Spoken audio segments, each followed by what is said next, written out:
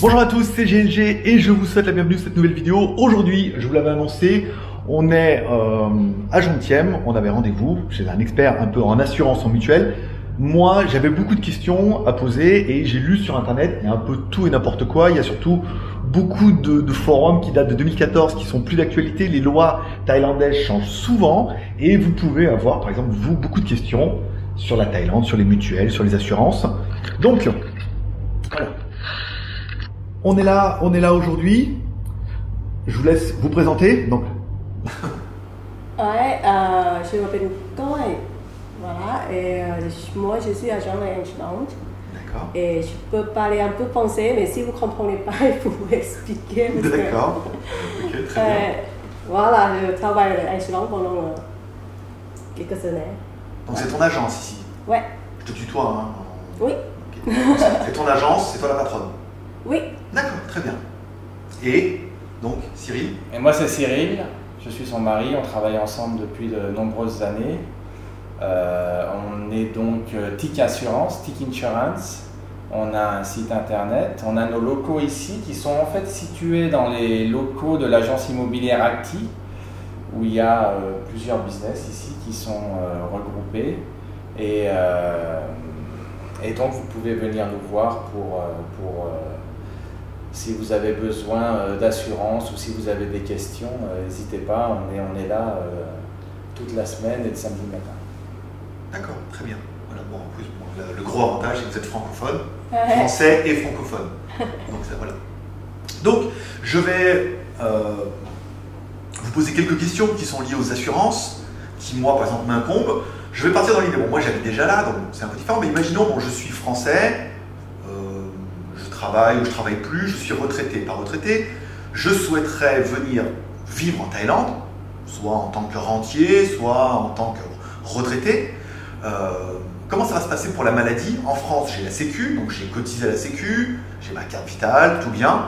Je vais venir ici en Asie. Comment ça va se passer pour si je suis malade ou si j'ai un accident?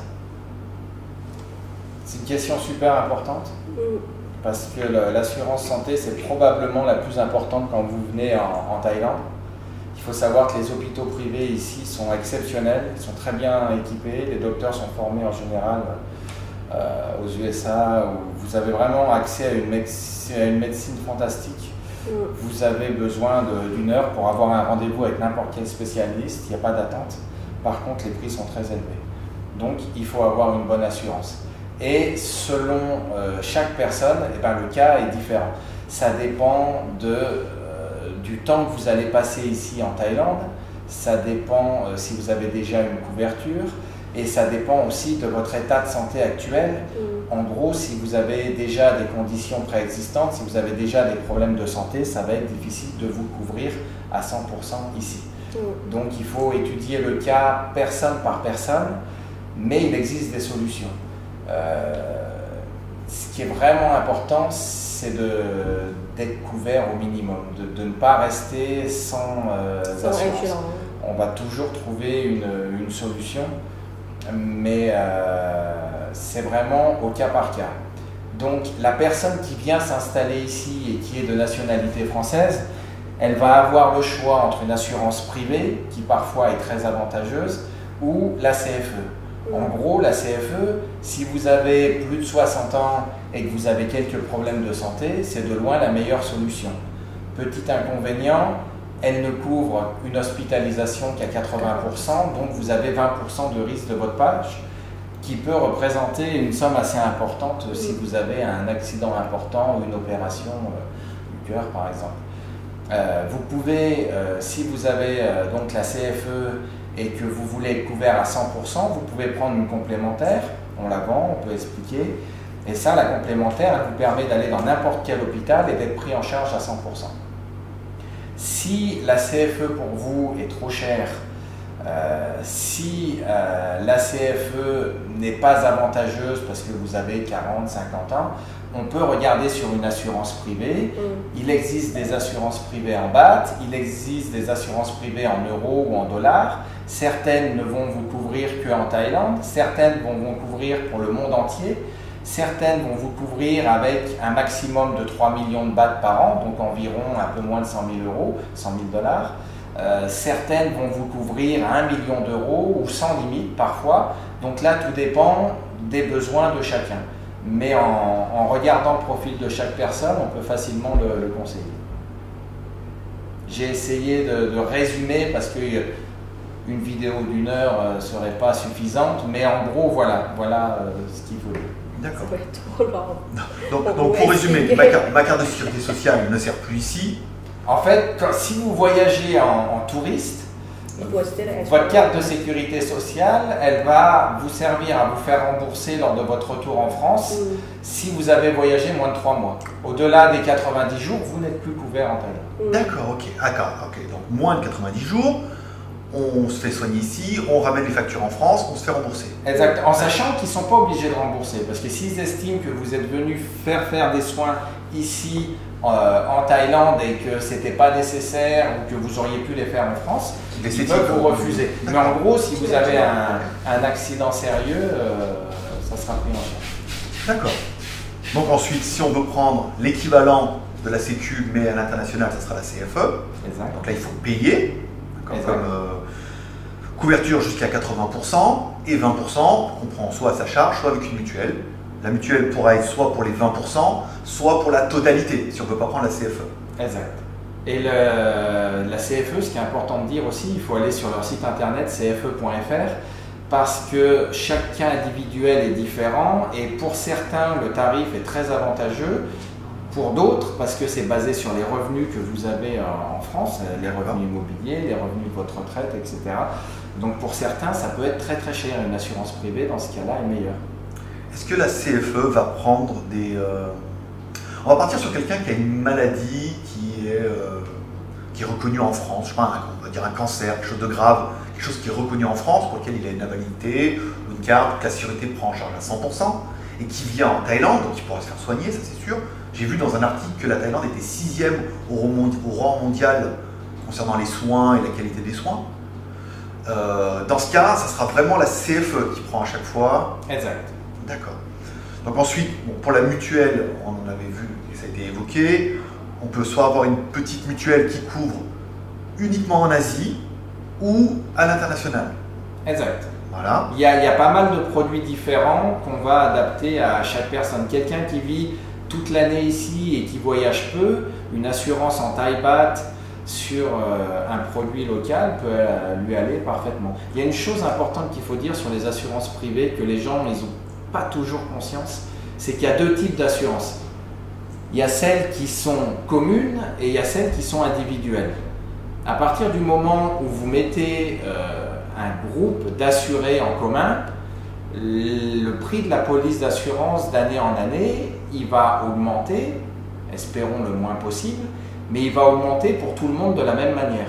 D'accord. Si la police d'assurance est individualisée, vous pourrez l'année d'après, au moment du renouvellement, obtenir un bonus ou vous aurez un malus si malheureusement vous vous êtes servi de l'assurance. Comme une voiture. Et cette solution-là, elle peut être vraiment avantageuse pour un client qui vient ici 1 an, 2 ans, 3 ans sans trop connaître l'avenir. Par contre, si quelqu'un vient s'installer définitivement en Thaïlande, alors là, il faut mieux être sur un produit mutualisé parce qu'il est sûr qu'il ne va pas prendre une augmentation de 30% en cas d'un problème important de santé. D'accord, ok, très bien. Bon, ensuite, on avait vu, c'est vrai qu'en fonction du budget, de l'assurance, de la mutuelle, on peut être couvert jusqu'à 1 million de bahts. C'est par acte ou c'est par an, les 1 million de bahts? C'est par année en fait. C'est par année, donc. C'est 1 million d'euros. Hein. On commence en général à 3 millions de bahts. Ouais. En général, je ne vends aucune assurance en dessous de ce montant-là. Okay, c'est 3 millions de bahts, c'est 3 et 16. Voilà, on peut faire 3, 16, 32, 64 millions. Il y a plusieurs paliers avec des prix différents. À savoir que 3 millions de bahts, ça fait 90 000 euros. Voilà. Ça va vite ou pas vite, ça dépend de la gravité de l'accident. Disons qu'il y a une assurance rapatriement avec.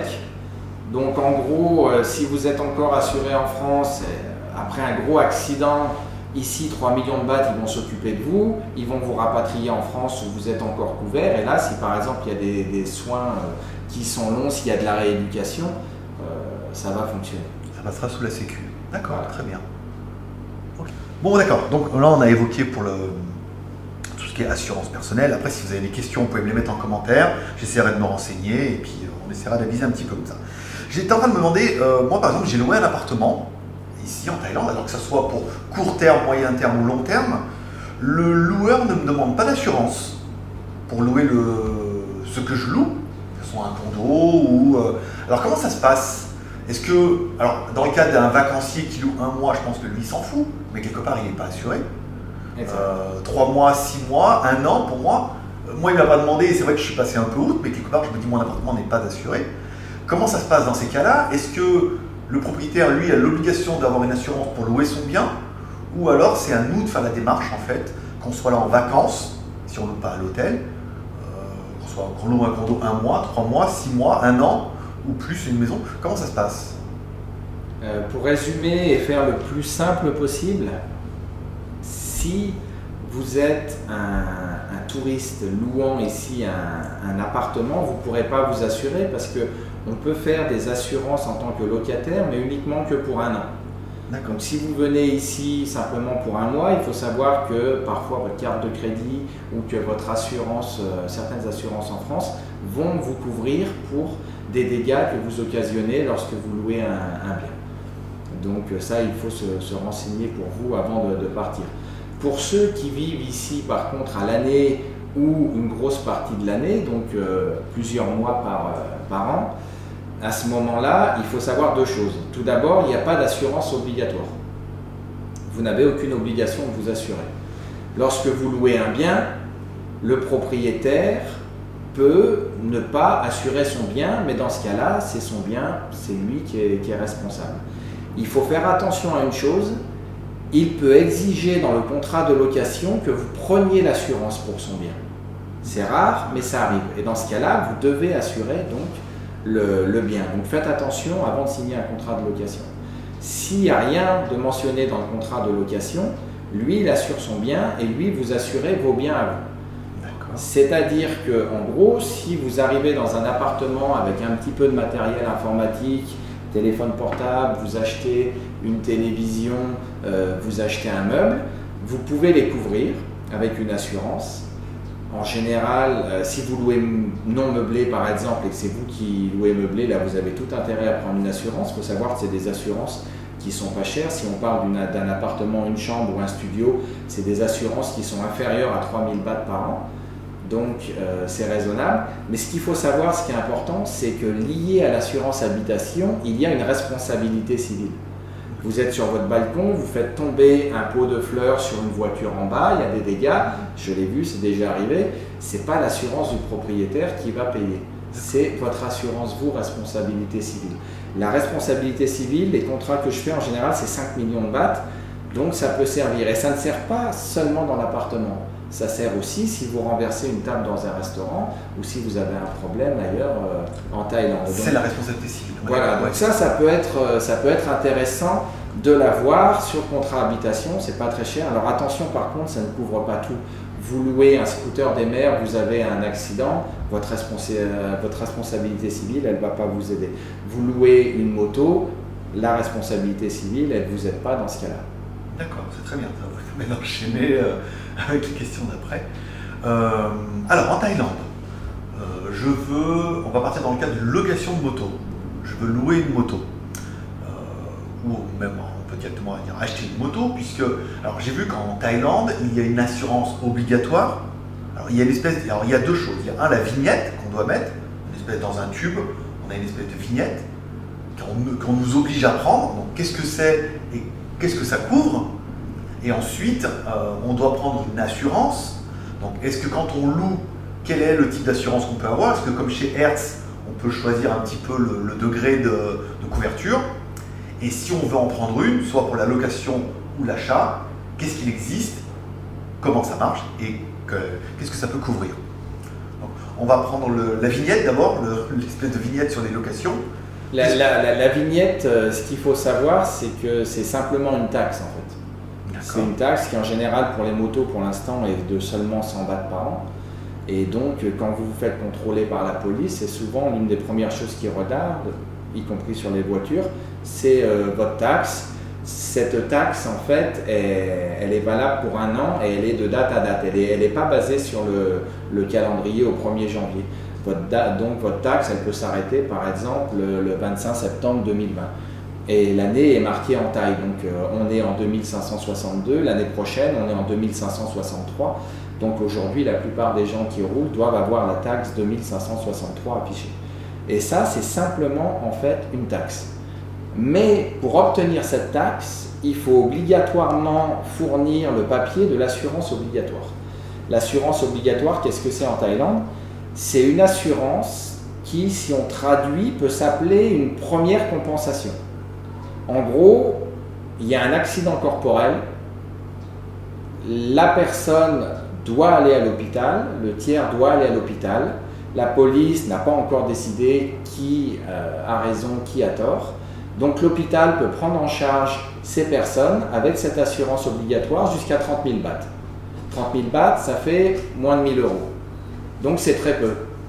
Mais par contre, si vous avez simplement besoin de prendre en fait une radio, si vous avez simplement besoin de consulter un docteur, 30 000 bahts, c'est tout à fait suffisant. Et vous pouvez aller dans une assurance privée, dans un hôpital privé, pardon, vous pouvez aussi aller à l'hôpital public, dans tous les cas, ça fonctionne. D'accord, donc ça prouve déjà le minimum syndical pour dire d'arriver aux urgences. Très bien. Donc ensuite, imaginons, et ça c'est une question qui m'a déjà été demandée beaucoup, je veux louer un scooter en Thaïlande, je veux louer une moto, qu'est-ce qu'on doit regarder? Déjà s'il y a cette assurance, mais je pense qu'ils l'ont tous, parce qu'elle est obligatoire tous les ans, d'accord? Au niveau de l'assurance, est-ce que du coup tout... Alors si celle-là est obligatoire, est-ce qu'une assurance au tiers, ça se prend en plus? Est-ce que les assureurs l'ont? Est-ce qu'ils ne l'ont pas? Comment ça se passe dans ces cas-là? Parce qu'ils ont juste l'obligatoire, c'est 30 000. 30 000 bahts, ça va vite. Exact. Mais ils n'ont pas d'obligation d'avoir une assurance au tiers ou d'assurance au risque? Exact. C'est pour ça d'ailleurs que malheureusement, il y a tant d'infos et d'accidents et de problèmes lorsque les gens se retrouvent à l'hôpital parce qu'ils n'ont pas de couverture pour leurs dégâts corporels ou pour les dégâts infligés aux autres. Le problème, vous louez une moto, vous avez un accident important ou un simple accident, vous touchez simplement la portière d'une voiture et vous allez voir que ça peut être très compliqué. La police va être appelée, vous allez être stoppé sur place, ça peut durer plusieurs heures. On va vous demander de l'argent, parfois juste ce qu'il faut pour réparer, et parfois on vous demande beaucoup plus. Donc, si vous n'avez pas d'assurance, ça risque d'être compliqué. Si vous louez une moto, ce qu'il faut savoir, c'est que vous ne pouvez pas prendre une assurance pour vous. C'est le loueur de la moto qui peut prendre, lui, une assurance au tiers, donc qui va couvrir les dégâts corporels ou matériels causés aux autres. Lui, il peut la prendre et donc ce que je recommande, c'est vraiment que quand vous venez en Thaïlande et que vous louez une moto, demandez au loueur s'il a une assurance au tiers inclus avec. Il ne vous proposera jamais d'assurance tout risque, il n'y a pas pour les véhicules de location. Mais au moins l'assurance au tiers. S'il ne l'a pas, allez voir un autre loueur. Ne louez pas de moto sans cette assurance au tiers. C'est important. Ça va vous éviter plein d'ennuis. J'ai vu le cas des dizaines de fois, vous rentrez dans la portière d'une BMW, on vous demande 50 000 bahts, la police vient et vous demande de payer et vous allez perdre un temps fou et une énergie considérable à essayer de résoudre le problème. Et je ne parle même pas du fait si quelqu'un est blessé, on va vous prendre votre passeport et ça va se régler au tribunal et vous allez être coincé ici dans le pays pour plusieurs mois. Donc demandez au loueur cette assurance au tiers, ça c'est important. D'accord, oula, oui, en effet. Okay. Donc dans le cas d'un achat d'une moto ou d'un scooter, là pareil, on va nous demander donc l'assurance obligatoire et ensuite l'assurance, c'est à nous de la prendre. Est-ce que là, dans ce cas-là, on peut prendre une assurance tout risque ou uniquement au tiers comme les loueurs? Si vous achetez votre moto, vous pouvez prendre une assurance au tiers ou une assurance tout risque. En général, la tout risque, on l'a fait que pour des véhicules récents. En général, maximum 5 ans. D'accord. Mais ce qu'il faut bien comprendre, c'est que assurance au tiers ou assurance tout risque, les montants sont quand même limités. L'assurance, en général, l'assurance pour le tiers va couvrir 500 000 bahts de corporel et 1 million de bahts de matériel. L'assurance pour vous, en corporel, vous avez donc l'obligatoire à 30 000 bahts. Si vous prenez une assurance au tiers ou une assurance tout risque, vous allez rajouter en général 50 000 bahts à cette somme. Donc au total 80 000. Au tiers?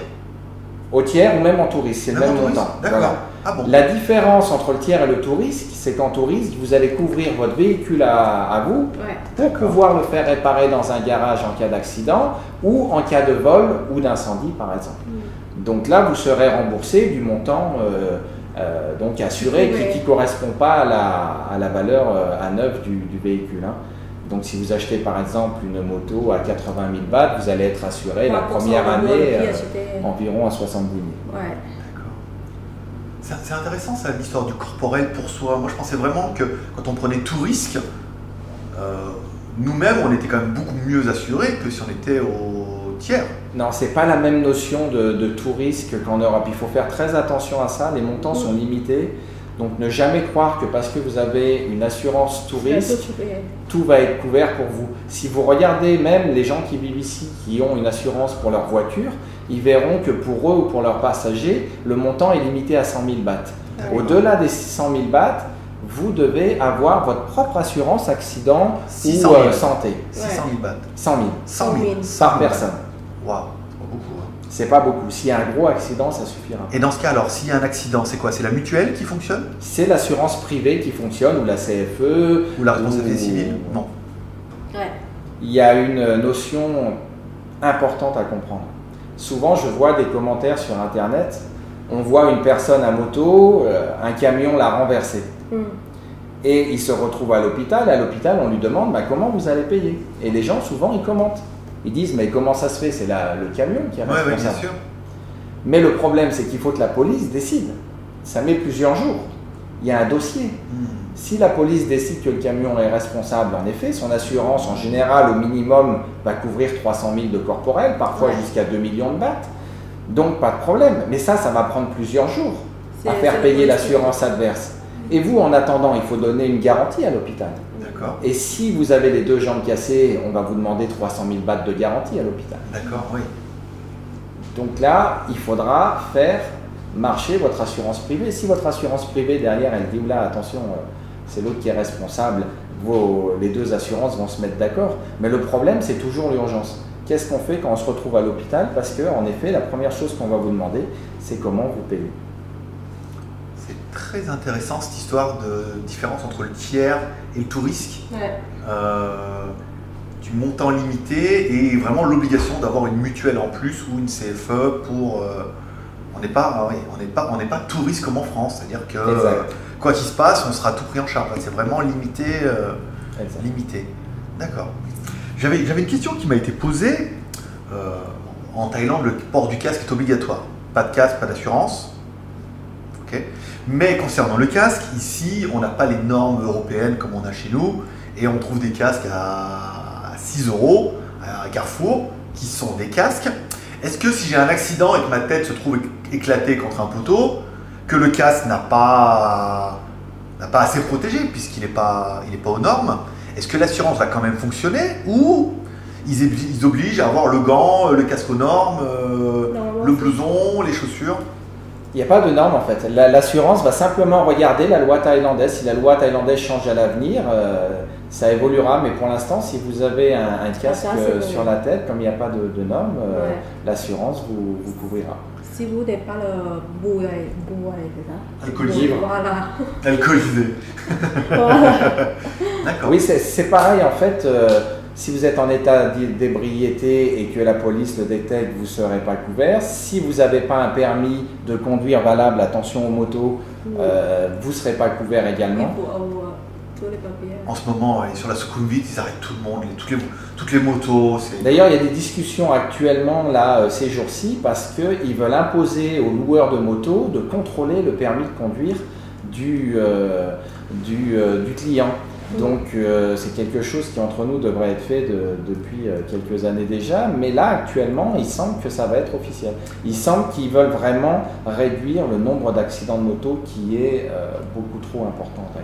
J'ai eu le cas du contrôle de police avant-hier soir où les personnes n'avaient pas de permis international. Ils avaient leurs permis locaux, donc c'était écrit en arabe, donc je ne sais pas d'où ils venaient, mais c'était locaux, et là ils leur ont dit non, ça sera verbalisation. Ils obligent soit à avoir le permis Thaï, soit le permis international. C'est normal. Voilà, pour les vacances, voilà. Ouais, les vacances, et il faut savoir que le permis international, donc qu'on a nous en Europe, il est valable 3 mois. Vous pouvez le présenter pendant 3 mois ici. Au bout de 3 mois, vous êtes censé avoir le permis local. D'accord, ok. Pour ceux qui veulent venir plus de 3 mois, voilà. Il faut un permis, il faut le faire valider simplement. Ça ne veut pas dire que vous n'êtes pas couvert par l'assurance. À partir du moment où vous pouvez prouver à l'assurance que vous avez un permis moto ou un permis auto valable, ça ira. Mais la police peut vous verbaliser si votre permis international et vous l'avez avec vous depuis plus de 3 mois. D'accord. J'apprends plein de choses. Je pense que beaucoup vont apprendre beaucoup de choses aussi, et c'est très intéressant. Alors, je voudrais parler un peu de cette nouvelle tendance qu'on voit un petit peu partout, qui s'appelle l'assurance obligatoire. Alors, on nous dit qu'il va falloir une assurance quand on arrive à la douane. Alors, c'est vrai qu'en France, c'est peut-être un peu différent, parce qu'avec les Eurocard, Mastercard, on a presque toujours, avec les visas, avec la visa, on a presque toujours une assurance. Alors, j'ai lu 2 choses. Une chose qui disait qu'arrivé à la douane, on va nous demander d'avoir cette assurance. Et ensuite, pour les résidents ici ou les vacanciers qui voudront des visas, on va leur demander également cette assurance. Qu'en est-il? Quelle assurance faut-il ou faudrait-il? La base du problème, en fait, c'est justement le coût dans les hôpitaux privés. Les hôpitaux publics sont parfois pas suffisamment équipés pour prendre en charge des dégâts corporels importants. Et les gens sont surpris du coût. Je veux dire, vous pouvez avoir 10 000 € de facture en 2 jours pour une jambe cassée. Il faut avoir conscience de ça, et ça peut être un véritable problème quand vous n'avez pas d'argent. Et actuellement, le gouvernement thaïlandais cherche des solutions pour que les gens puissent tout simplement payer en fait leur note. Donc ils ont discuté d'une assurance voyage obligatoire qui serait imposée à tous les visiteurs en Thaïlande, qui coûterait simplement 100 bahts. Pour l'instant, 100 bahts, ça fait 3 €. Voilà, ça ferait 3 € par personne. Pour l'instant, c'est annulé, ça n'aura pas lieu avant l'année prochaine, ça c'est très clair. Ils ont aussi un problème avec les résidents ici, notamment retraités, certains ne pouvant pas s'assurer, étant en mauvaise santé. Donc ils ont discuté simplement avec des assureurs privés pour obliger les gens à prendre une assurance avec un visa retraite, mais pour l'instant ça ne se fait pas, ça ne se fera pas avant plusieurs mois, voire peut-être plus. Donc on donnera des nouvelles, nous, sur notre site internet, sur notre page Facebook, dès qu'on en a. Mais pour l'instant, parce qu'on travaille avec les compagnies privées comme Pacific Cross, qui est approuvé par le gouvernement thaïlandais, et on aura les nouvelles le moment venu. D'accord, donc au 25 septembre 2019, il n'y a pas de... Il n'y a aucune assurance obligatoire, ça c'est important de le dire. D'accord, très bien. Est-ce que vous avez... je ne vais pas dire des anecdotes, puisque ça serait un peu des histoires, des expériences, des choses qu'on vous demande beaucoup, qui pourraient éventuellement du coup servir un peu. C'est un peu toujours des fois les questions. Moi aussi, quand on me demande, je vais voir la vidéo, on parle de tout dedans. Est-ce que, je sais pas, il y a des choses récurrentes qu'on vous demande, des choses qui seraient peut-être importantes de préciser? Je voudrais juste donner une petite anecdote, parce que les gens n'ont peut-être pas souvent conscience de ça. Vous venez en Thaïlande pour 15 jours, pour 1 mois en vacances, et vous pensez être couvert par votre carte de crédit. C'est pas assez. C'est pas assez. Mais disons, au moins il y a une couverture. Oui, c'est pas assez. Mais on a vu le cas récemment avec quelqu'un qui fréquentait ces locaux, qui n'était pas notre client, mais qui en passant ici simplement quelques jours, il a fait un infarctus. Wow. D'accord. Il l'a emmené à l'hôpital privé, 500 000 bahts de déposit où il ne s'en occupe pas. Donc il a été envoyé à l'hôpital public. Mais à l'hôpital public, il n'y a personne qui sait comment il est assuré. Ouais. Donc on a essayé de débloquer la situation. J'ai moi-même eu accès à la carte de crédit et donc j'ai appelé la France. Et la France, ils m'ont dit, bon ben c'est bien, mais nous, ce qu'il nous faut, c'est le numéro de la carte de crédit et la copie du billet d'avion. Ouais. D'accord, oui. J'ai eu la chance de pouvoir avoir accès à ces documents et la personne, ils s'en sont occupés, il a été rapatrié sur la France et tout va bien. Ouais. Mais quand vous voyagez comme ça, ayez toujours, vous donnez ces informations aux gens qui vous entourent, qui voyagent avec vous, qui sont en France. Donc la copie de votre billet d'avion et votre numéro de carte, ça c'est super important. Ouais. Voilà.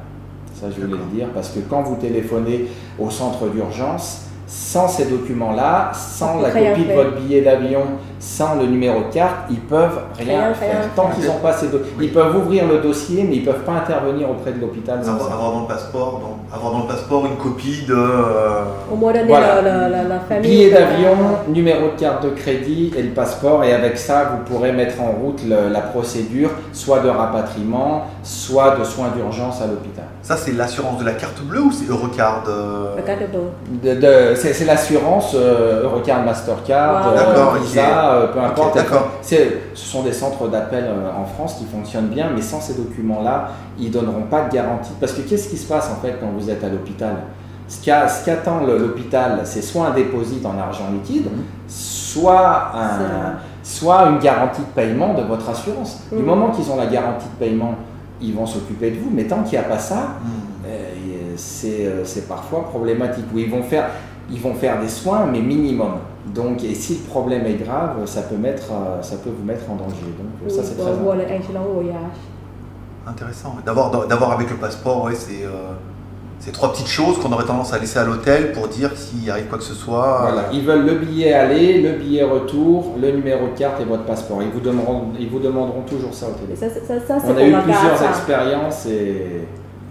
Ou acheter l'assurance voyage depuis Oui, mais l'assurance voyage fonctionnera pareil en fait. Vous allez appeler, si vous avez quelque chose de pas grave, vous allez prendre un certificat médical, vous allez payer votre facture, vous vous ferez rembourser à votre retour en France. Si par contre vous avez besoin d'une garantie de paiement parce que l'hôpital vous annonce 30 000 € de facture, quand vous allez appeler le numéro de téléphone de votre assurance voyage, ils vont vous demander des pièces justificatives qui, à mon avis, c'est très important d'avoir ça dans votre dossier et de le communiquer à des gens en France ou qui voyagent avec vous. D'accord, très bien. Dans le cadre du client dont on parlait là, il était inconscient et ça peut devenir assez problématique. Très bien, très bien. Oui, c'est intéressant aussi. Pour ceux qui voudraient venir en vacances. Donc on a évoqué pas mal de sujets, auto, moto, le logement, la mutuelle. Est-ce qu'il y a des choses qui vous paraissent importantes à rajouter pour finir? Chaque cas est particulier en fait. Il peut y avoir des solutions. La personne qui vit ici à l'année, on peut lui proposer des solutions. La personne qui vit que 7 ou 8 mois, qui n'a pas forcément envie de payer pour une assurance privée qui peut coûter plusieurs milliers d'euros par an, on peut donner, il y a par exemple pour ceux qui vivent ici à l'année ou en tout cas minimum 7 à 8 mois par an en Thaïlande, il faut savoir qu'il y a des assurances accidents qui sont vendues par nous, qui sont vendues même parfois par les banques. Et cette petite carte vous permet uniquement en cas d'accident, pas de maladie, mais vous permet d'être assuré pour 20 000 bahts, 100 000 bahts, jusqu'à 600 000 bahts pour certaines avec AXA. Et donc 600 000 bahts, ça vous permet d'être pris en charge pour une jambe cassée, pour un poignet cassé, s'il faut faire un scanner, une radio, une opération du poignet ici, un poignet cassé, c'est 200, 250 000 bahts. Donc si vous avez une assurance accident à 600 000 bahts, c'est une assurance qui vaut en général 15 000 bahts. Si vous voulez une assurance qui couvre à 100 000 bahts par an ou 100 000 bahts par accident, ça couvre bien, ça couvre immédiatement, vous n'avez pas d'avance de frais à faire. Et pour une couverture à 100 000 bahts, on est dans l'ordre de prix de 3 500 bahts par an, par exemple. Alors après, ça dépend de l'âge, il faut qu'on aille un peu plus en profondeur avec chaque personne, mais ça peut être une solution. Disons que, parce que souvent les gens disent en cas de problème, je peux rentrer en France. C'est vrai, si vous êtes malade, si vous apprenez une mauvaise nouvelle après avoir passé un check-up ici, vous pouvez très bien rentrer en France, vous faire soigner. Mais si vous avez un pied cassé, vous ne pourrez pas, ils ne vous laisseront pas prendre l'avion. Vous ne pourrez pas tendre votre jambe ou il y aura un souci. Donc si vous avez si vous vivez quelques mois par an ici, avoir ce type d'assurance accident, c'est pas cher et c'est efficace. Dans mon cas, si je devais retenir quelque chose, que vous soyez expat, pas expat, vous pouvez faire une simulation sur le site cfe.fr. Exact. Ça vous coûte rien et ça permettra de voir déjà, combien, depuis la France, combien ça vous coûtera. Dans tous les cas, que vous soyez actif ou retraité, la Sécu, on n'en parle plus, il faudra payer ici quelque chose, une assurance. Le point que j'aurais trouvé important, c'est que j'ai un scooter personnel que j'ai assuré au tiers, je suis quand même couvert à hauteur de 80 000 bahts pour moi. 30 000 bahts de la petite vignette et 50 000 bahts pour l'assurance au tiers. Vraiment pour les premiers soins. C'est vraiment intéressant parce qu'en France, au tiers, nous, c'est rien du tout. Alors que là, c'est quand même 80 000. Par contre, en tout risque, c'est la même chose. C'est limité. C'est pas 100 000 Non, c'est pareil, c'est 80 000. C'est 80 000, d'accord. Et voilà, elle est là un peu la différence. C'est que, par contre, le véhicule, lui, moi ayant eu un accident l'année dernière, le véhicule coûtant une blinde, lui, au tout risque, il sera réparé, au tiers, il ne sera pas réparé. Les assurances en Thaïlande sont toujours séparées. En France, parfois, ils vous vendent une assurance et vous allez avoir plein de compléments. Vous êtes couvert quand vous louez quelque chose à l'étranger, vous êtes couvert pour un voyage. Une simple assurance habitation en France, elle va avoir des montants de responsabilité civile énormes. Ici, ce n'est pas la même chose. Il faut toujours séparer les assurances. Ici, ils considèrent que si vous voulez accéder à un hôpital privé, vous devez avoir une assurance pour ça. Le simple fait que l'assurance obligatoire ne couvre qu'à 30 000 bahts, ça montre un petit peu 30 000 bahts. Si vous avez besoin d'une radio et de soins parce que vous êtes écorché, c'est parfait. Ça marche très très bien, on va très bien s'occuper de vous. Si par contre c'est plus important, il vous faut absolument votre propre assurance. D'accord, ok. Bon, c'est bien. Donc je dirais, CFE pour faire une simulation, après les 20% qui restera mutuelle ou pas mutuelle, mutuelle globale et pas de CFE, ou la CFE, une petite mutuelle, ou rien du tout, et après, advienne que pourra. Serrer les fesses. Et les doigts sur le frein. J'ai l'impression qu'on a vu l'ensemble des choses qui étaient les plus importantes. Le but de cette vidéo, encore une fois, c'était pas de vous dire on sait tout et de démentir tout ce qu'on a pu lire ou de vouloir apporter des informations, c'est de vous dire aujourd'hui, en septembre 2019, le 25, qu'est-ce qu'il en est, qu'est-ce qui est obligatoire, qu'est-ce qui ne l'est pas, qu'est-ce que vous pouvez avoir, qu'est-ce que vous pouvez ne pas avoir, voilà, et le minimum et tout. Les clients nous demandent très souvent pour une assurance voyage. Alors ce qu'il faut savoir, ça aussi je veux le dire, c'est très important. Si vous venez en voyage en Thaïlande, vous devez souscrire votre assurance voyage depuis la France. D'accord. C'est important. On ne peut pas vous vendre une assurance voyage en étant en Thaïlande pour la Thaïlande.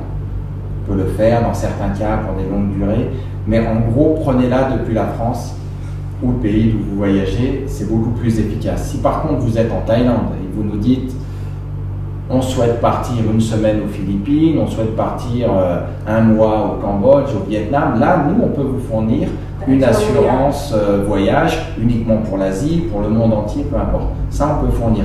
Mais souvent les gens viennent nous voir en étant là et ils nous demandent une assurance voyage pour la Thaïlande, ça on ne peut pas faire. Ça existait avant, je crois qu'il y a très peu d'assurances qui le font. Mais pour être bien couvert, faites-le depuis le pays d'origine. Il faut prendre l'assurance avant, de toute façon, oui, c'est pas une fois sur le vif. D'accord, très bien. Bah, écoutez, je vous remercie. Merci. Je vous remercie pour votre accueil. Merci à vous. Merci pour votre accueil. Et puis j'espère que ça aura répondu à pas mal de vos questions. Si vous avez des questions, n'hésitez pas à les mettre en commentaire. Encore une fois, certains pourront vous répondre, peut-être pas, je pourrais peut-être pas répondre à toutes les questions, on essaiera de voir. S'il y a besoin, qu'il y a beaucoup de commentaires, de réactions, on reviendra faire une vidéo avec un complément et des réponses qui seront spécifiques. Mais on ne peut pas faire du cas par cas.